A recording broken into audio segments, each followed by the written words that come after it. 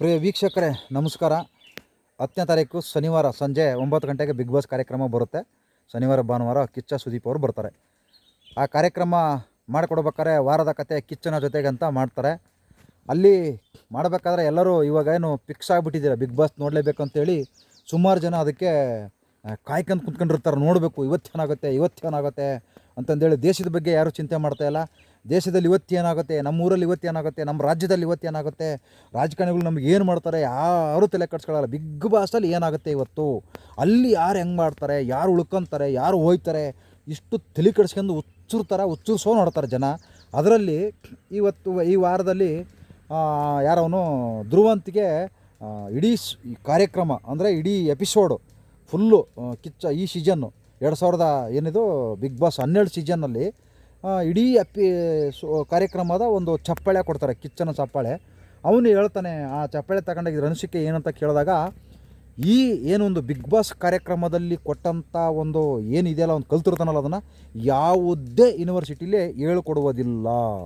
ಹೌದು, ಕರೆಕ್ಟ್, ಇವನು ಹೇಳಿರೋ ಸತ್ಯ. ಯಾಕಂದರೆ ಅಂಥ ತಿಕ್ಕಲ್ ಥರ ಆಡೋದು, ಅಂಥ ಹುಚ್ಚು ಥರ ಆಡೋದು ಯಾವುದೇ ಯೂನಿವರ್ಸಿಟಿಲಿ ಹೇಳಲ್ಲ. ಯೂನಿವರ್ಸಿಟಿಗಳಲ್ಲಿ ಒಳ್ಳೊಳ್ಳೆ ವಿದ್ಯೆ ಕಲಿಸ್ಕೊಡ್ತಾರೆ, ಒಳ್ಳೆ ಬುದ್ಧಿ ಕಲಿಸ್ಕೊಡ್ತಾರೆ, ಒಳ್ಳೆ ಎಜುಕೇಷನ್ ಕೊಡ್ತಾರೆ. ಇಲ್ಲೇನು ಕೊಡ್ತಾರೆ? ಬಿಗ್ ಬಾಸಲ್ಲಿ ನಿಮಗೆ ದುಡ್ಡುಗೋಸ್ಕರ ನೀವು ಹುಚ್ಚರ ಥರ ಆಡ್ತಾ ಇರೋದು. ನೀವೇನು ರಾಜ್ಯಕ್ಕೋಸ್ಕರ ಅಲ್ಲ, ನಿಮ್ಮ ಊರಿಗೋಸ್ಕರನಲ್ಲ, ಗೊತ್ತಾಯ್ತಾ? ನಿಮಗೋಸ್ಕರ ನೀವು ತಿಕ್ಕಲ್ ಥರ ಆಡ್ತಾ ಇರೋದು, ನಿಮಗೋಸ್ಕರ. ರಾಜ್ಯಕ್ಕೋಸ್ಕರನೋ ಇಲ್ಲ ದೇಶಕ್ಕೋಸ್ಕರನೋ ಅಂತೂ ಆಡ್ತಾ ಇಲ್ಲ. ಯಾಕಂದ್ರೆ ನಿಮಗೆ ಬೈಯೋದ್ರಿಂದ ಏನೂ ಪ್ರಯೋಜನ ಇಲ್ಲ. ಆದರೆ ಅವನು ಹೇಳಿರೋ ಮಾತಿಗೆ ನಾವು ಸುಮ್ಮನೆ ಕುಂತ್ಕೊಳ್ಳೋಕ್ಕಾಗೋದಿಲ್ಲ. ಸುಮ್ಮನೆ ಕುಂತ್ಕೊಳ್ಳೋದು ಜಾಮೀನು ನಮ್ದು ಅಲ್ವೇ ಅಲ್ಲ. ಯಾಕಂದರೆ ಇವನು ಈ ತಿಕ್ಕಿಲು ಹೊತ್ತು ಒಂದು ಕಾರ್ಯಕ್ರಮದಲ್ಲಿ ಹೇಳ್ತಾನೆ, ಯಾವುದೇ ಯೂನಿವರ್ಸಿಟಿಯಲ್ಲಿ ಇಂಥ ಒಂದು ಪಾಠನ ಹೇಳ್ಕೊಡೋದಿಲ್ಲ ಅಂತ ಹೇಳ್ತಾನೆ. ಎಷ್ಟೊಂದು ಜನ ಇವತ್ತು ನಮಗೆ ನಮ್ಮ ಕರ್ನಾಟಕಕ್ಕೆ ಸುಮಾರು ಜ್ಞಾನಪೀಠ ಪ್ರಶಸ್ತಿ ತಂದುಕೊಟ್ಟಿದ್ದಾರೆ. ಅವರೇನು ಬಿಗ್ ಬಾಸ್ಗೆ ಹೋಗಿ ಜ್ಞಾನಪೀಠ ಪ್ರಶಸ್ತಿ ತಂದುಕೊಟ್ಟಿದ್ದಾರೆ. ನಿನ್ನ ಬಿಗ್ ಬಾಸ್ ಕಾರ್ಯಕ್ರಮದಲ್ಲಿ ನಿನಗೇನು ಜ್ಞಾನಪೀಠ ಪ್ರಶಸ್ತಿ ಕೊಡ್ತಾರಾ? ಆ ಟಿ ವಿಯವ್ರು ಮಾತ್ರ ನಿನಗೆ ಕಪ್ಪು ದುಡ್ಡು ಕೊಡ್ತಾರೆ. ಅಲ್ಲಿ TRP ಬಂದಿರ್ತತಿ, ಅದರಲ್ಲಿ ನಿಮಗೊಂದು ಸ್ವಲ್ಪ ಕೊಡ್ತಾರೆ, ಅವ್ರೊಂದು ಸ್ವಲ್ಪ ಇಟ್ಕೊತಾರೆ. ಗೊತ್ತಾಯ್ತಾ? ಏನಲ್ಲಿ ಏನು ದೊಡ್ಡ ಭಯಂಕರ ಏನು ಸಾಧನೆನೂ ಅಲ್ಲ, ಅಲ್ಲೇನು ಭಯಂಕರ ಕಲಿಯೋದಿಲ್ಲ. ಎಷ್ಟೋ ಜನ ಏನು ನಮ್ಮ ಕರ್ನಾಟಕದಲ್ಲಿ 7 ಕೋಟಿ ಜನ ಅವ್ರಿಗೆ ಹಂಗಾರೆ ಯಾರು ಬುದ್ಧಿನೇ ಇಲ್ವ? ಹಂಗಾರಿಗೆ ಏನು ನಿಮ್ಮ ಅಲ್ಲಿ ಹೋಗೋರ್ಗೆ ಮಾತ್ರ ಬುದ್ಧಿನಾ? ಇಲ್ಲೇನು ಹೊರಗಡೆ ಇದ್ದಂಗೆ ಸಗಣಿ ತಿಂತೀರಿ ನೀವೆಲ್ಲ? ಅವಾಗೇನು ತಲೆಯಲ್ಲಿ ಏನು ಮಣ್ಣು ತುಂಬ್ಕೊಂಡಿದ್ರಾ? ಏನು ಬಿಗ್ ಬಾಸ್ಗೆ ಹೋಗಿದ ತಕ್ಷಣ ಎಲ್ಲ ಕಲ್ತ್ಬಿಟ್ರಿ ನೀವು? ಏನು ಸಾಧನೆ ಮಾಡಿದಿರಿ? ಬಿಗ್ ಬಾಸ್ಗೆ ಹೋಗಿ ಬಂದಿರೋರು ಏನು ಕಲಿತು ಏನು ಸಾಧನೆ ಮಾಡಿದಿರಿ? ನಮ್ಮ ರಾಜ್ಯಕ್ಕೋಸ್ಕರ, ಕನ್ನಡ ಜನತೆಗೋಸ್ಕರ ತೋರಿಸ್ಕೊಡ್ರಪ್ಪ ನೋಡೋಣ. ಕೆಲವ್ರು ಹೇಳ್ಬೋದು, ಅವ್ರೇನು ಬಿಡ, ಇವನೇನು ರಾಜಕಾರಣಿಗಳು ಏನು ಮಾಡ್ರೆ ಅವ್ನು ತೋರಿಸ್ಕೊಡು ಅಂತ ಕೇಳ್ಬೋದು.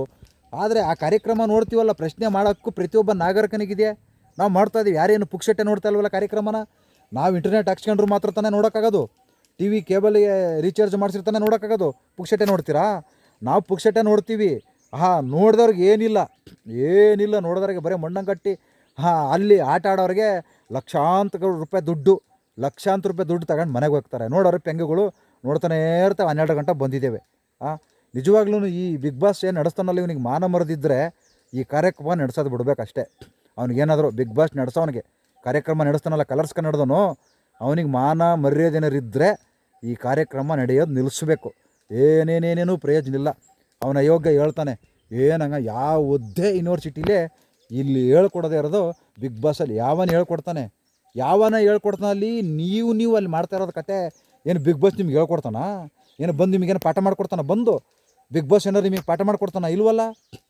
ಬಿಗ್ ಬಾಸ್ ಬೆಳಿಗ್ಗೆ 8 ಗಂಟೆ 10 ಗಂಟೆ ಈ ಥರ 24 ಗಂಟೆ ನಡೆಯೋದನ್ನ 1.5 ಗಂಟೆಯಲ್ಲಿ ಕಾಯಿಗೆ ಆರಿಸ್ಬಿಟ್ಟು ಜನಗಳಿಗೆ ಬೆಕ್ರಗಳು ಮಾಡಿ, ಇಷ್ಟೇ ಬಿಗ್ ಬಾಸ್, ಇವತ್ತು ಅವನು ಹೋಯ್ತಾನೆ, ಇವತ್ತು ಇವನು ಬರ್ತಾನೆ, ಇವತ್ತು ಅವ್ರಿಗೆ ಅಷ್ಟು ಓಟು ಬಿದ್ದಾವೆ, ಇವತ್ತು ಇವ್ರಿಗೆ ಅಷ್ಟು ಓಟು, ನಾನು ಅದನ್ನು ನೋಡಬೇಕು ಇದನ್ನು ನೋಡಬೇಕು, ಇಂಥ ಕಚಡ ಕಂತ್ರಿಸೋ ಯಾವುದಿಲ್ಲ.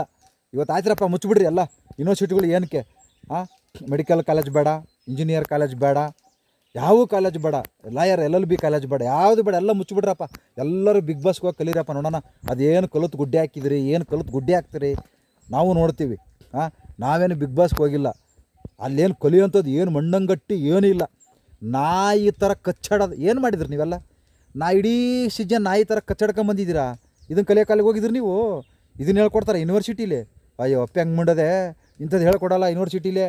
ಗೊತ್ತಾಯ್ತಾ? ಇಂಥ ಕಚಡ ಕಂತ್ರಿ ಆಟ ಹೇಳ್ಕೊಡಲ್ಲ ಯೂನಿವರ್ಸಿಟಿಗಳಲ್ಲಿ. ಒಳ್ಳೊಳ್ಳೆ ಎಜುಕೇಷನ್ ಹೇಳ್ಕೊಡ್ತಾರೆ.